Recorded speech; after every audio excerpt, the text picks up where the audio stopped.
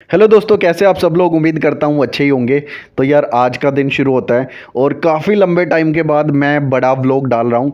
मतलब यार बहुत सारी चीज़ों में फंस गए थे। एक्चुअली मैंने और तनु ने एक डिसीजन लिया कि घर से क्लाउड किचन चलाते हुए ना बहुत टाइम हो गया हमें, तो क्यों ना अब कमर्शियल स्पेस में थोड़ा जाया जाए।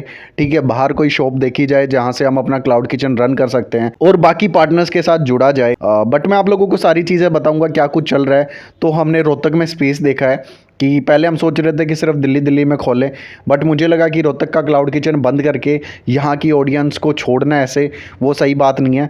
जहाँ से अपनी फाउंडेशन है, जहाँ से अपने बिजनेस की हमने शुरुआत की है, तो उस चीज़ को वैसे नहीं छोड़ सकते। तो यहाँ के लिए भी मैंने एक पार्टनर को ढूंढा कि यार चलो यहाँ पर भी हम क्लाउड किचन ओपन करते हैं एंड उसके साथ साथ हम दिल्ली में भी ओपन करेंगे, क्योंकि दिल्ली से हमारे बहुत सारे व्यूवर हैं। अगर मैं बात करूँ यूट्यूब, फेसबुक, इंस्टाग्राम, तीनों प्लेटफॉर्म्स के ऊपर दिल्ली से कम 2 से 2.5 लाख लोग देखते हैं। तो ये एक छोटा नंबर नहीं है और सब लोग इतने सारे मैसेज करते हैं कि हम भी आपका फूड ट्राई करना चाहते हैं। तो फाइनली दिल्ली में भी कुछ लोकेशन में ढूंढ रहा हूं। तो आज का व्लॉग जिस बारे में है वो है कि लाइक यहाँ की लोकेशन रोहतक की हमने सिलेक्ट कर ली है कि किस लोकेशन पे खोलना है, और लकीली हमें स्पेस भी अच्छा खासा मिल गया, साथ में रेट भी बहुत ही रीजनेबल था एंड रोहतक के लिए पार्टनर भी मेरे को अच्छा मिल गया, क्योंकि हर जगह पर मैं पार्टनर ही ढूंढ रहा हूँ। सबसे पहले फ्रेंचाइजी हम नहीं दे रहे, क्योंकि यार स्टार्टिंग के 5-6 क्लाउड किचन खुद खोलें, एक्सपीरियंस करें। ठीक है, कैसे रेवेन्यू को हम बढ़ा सकते हैं, ज्यादा से ज्यादा सेल बूस्ट कर सकते हैं, अपने टेस्ट को ज्यादा लोगों तक कैसे पहुंचा सकते हैं, उसके बाद फ्रेंचाइजी मॉडल पे जाएं तो ज्यादा बेटर होगा। और रोहतक वाला जो क्लाउड किचन है वो मेरा टारगेट था कि अंडर 60,000 हम उस क्लाउड किचन को ओपन करें।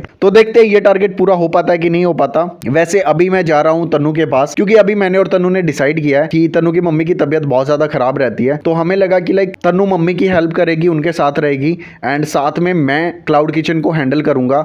इसी तरीके से हम दोनों अपनी अपनी रिस्पॉन्सिबिलिटीज को निभा सकते हैं और कोई हमें ऑप्शन नहीं दिखा इस चीज का, क्योंकि यार हम दोनों ना सेम चीज अगर करेंगे तो दोनों में से कोई भी चीज ढंग से नहीं कर पाएंगे। तो हमारा यही डिसीजन था कि मैं क्लाउड किचन की सारी चीजें हैंडल करूं। ऑब्वियसली साथ में तन्नू भी मुझे आइडियाज देती है कि कैसे क्या कुछ चीजें हम कर सकते हैं और ज्यादा बेटर, तो वो सारी चीजें हम कर रहे हैं। एंड अभी मैं जाता हूं तन्नू के पास, क्योंकि उसने कुछ बनाया है सुबह सुबह। एंड जो घर से क्लाउड किचन हम चला रहे हैं वो अभी बंद है, क्योंकि प्रॉब्लम यही है कि जिस लोकेशन पर अभी हम ओपन कर रहे हैं क्लाउड किचन को, वहां पर भी सारा काम देखना पड़ेगा। तो इस वजह से अभी क्लाउड किचन बहुत ही कम खोलता हूं मैं घर से। बाकी मैं घर पे तन्नू के पास आया तो यहाँ पर वो मम्मी के साथ बैठी थी एंड खाना पूरा बन चुका था। तो हमने दाल वाली रोटी खाई, और तन्नू की दाल वाली जो रोटी है, मतलब रात की जो सब्जी बच जाती है, उससे जो रोटी बनती है ना, बड़ी मस्त बनती है। मेरे को तो बड़ी पसंद आती है। बस ये देखो हीरोइन बन गया।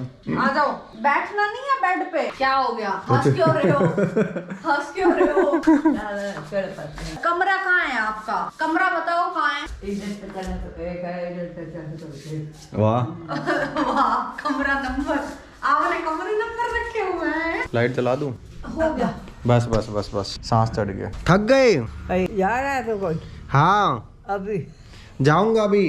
तो मम्मी को हैंडल करना थोड़ा सा मुश्किल काम हो जाता है तन्नू के लिए, मतलब अगर वो साथ में क्लाउड किचन भी करेगी तो। बट जैसे तैसे हम दोनों मैनेज कर रहे हैं उस चीज को। वो लड़की सच में बहुत मेहनत करती है यार। तो आज मैं और मेरा पार्टनर जा रहे हैं कोर्ट में। हमें 2 चीजें करनी है। सबसे पहली चीज है कि रेंट एग्रीमेंट बनवाना है, और दूसरी चीज पार्टनरशिप डीड बनवानी है। और यहाँ पर जो हमारे साथ पॉपट हुआ ना, मतलब सीरियसली यार, ये चीजें ना कोर्ट के मैटर जो होते हैं वो बड़ी सीरियसली लेने चाहिए, और छोटी छोटी चीजों के कितने सारे पैसे लग जाते हैं। और आप सब लोगों को तो ये चीज पता ही है कि लाइक आप जब प्रोफेशनल बिजनेस करने जाते हैं, मतलब घर से जब तक आपका बिजनेस चल रहा है, ठीक है, कोई बात नहीं, कोई आपको लीगल फॉर्मेलिटी ज्यादा करने की जरूरत नहीं पड़ती। बट जैसे ही आप घर से बाहर जाते हैं, प्रोफेशनली बिजनेस को करते हैं, तो आपको बहुत सारे पेपर वर्क करना पड़ता है। एंड यहाँ पर हमारे साथ गड़बड़ ये हो गई, हम कोर्ट गए, कोर्ट में जाके हमें पता किया कि लाइक हमें स्टैम्प पेपर लेना है, एंड जो रेंट एग्रीमेंट का जो पेपर है वो अराउंड आता है 100 रुपए का, ठीक है। एंड जो पार्टनरशिप डीड का पेपर है वो आता है 1000 रुपए का। हमें ये चीज पता नहीं थी कि पार्टनरशिप डीड में इतने पैसे लगते हैं। एंड मैंने पार्टनरशिप डीड की जो सारी चीजें थी वो चैट जीपीटी से लिखवाई थी।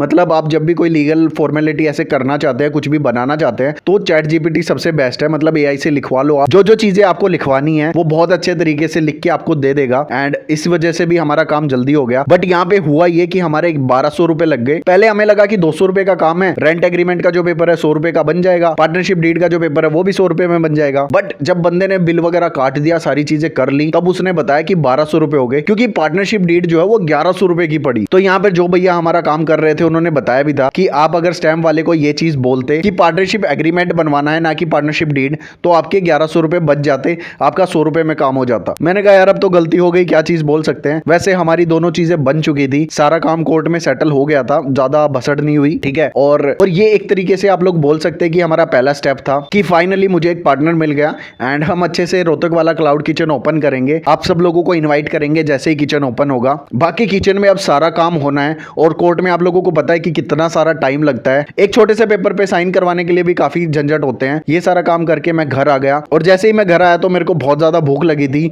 मैं साथ में लेके आया था मैगी और कुछ चिप्स वगैरह, और मेरे को ये था आज ना मैगी बनाऊंगा क्योंकि eat and bite special Maggi खाए हुए बहुत टाइम हो गया था। तो मैं फटाफट से मैगी बनाने लग गया और लकीली आज मुझे मिल गया घर में देसी मक्खन। मतलब हम जब भी eat and bite special Maggi बनाते हैं उसमें देसी मक्खन जरूर डालते हैं, बटर की जगह पे हम मक्खन यूज कर लेते हैं। तो फटाफट से मैंने मैगी बनाई और मैगी सच में इतनी कमाल बनी थी ना, मतलब मेरे को वो वाले दिन याद आ गए जब हम रात को मैगी बनाते थे और खुद भी खाते थे एंड साथ में हमारे ऑर्डर्स भी कंप्लीट करते थे। तो बड़े मस्त दिन थे यार वो।